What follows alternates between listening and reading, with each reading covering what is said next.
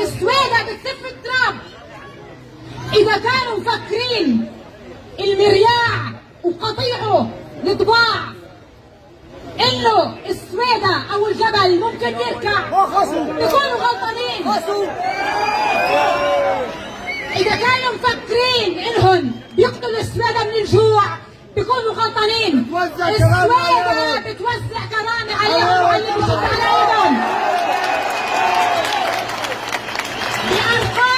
بأرقام سريعة وصحيحة وبلغة شعبية، يعني على بساط أحمدي. السويدة بفوت عليها كل سنة من حكومة المرياع الداعشي بين 10 و 12 مليون دولار. حكومة المرياع الداعشي هو وقطيعه بفوت على خزينتهم من السويدة أكثر من ربع مليار دولار. السويدة عم تصرف عليهم وبتعيشهم.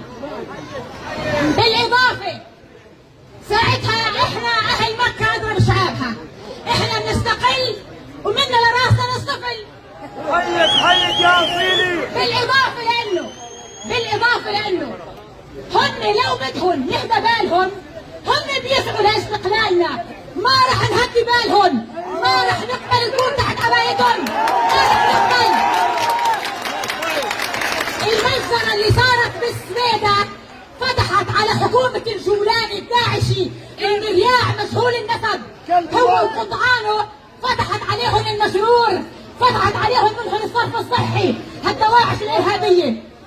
بالإضافة أول وأهم وأسرع مطلب كحش الكذاب الجاسوس الخاين مصطفى يقور.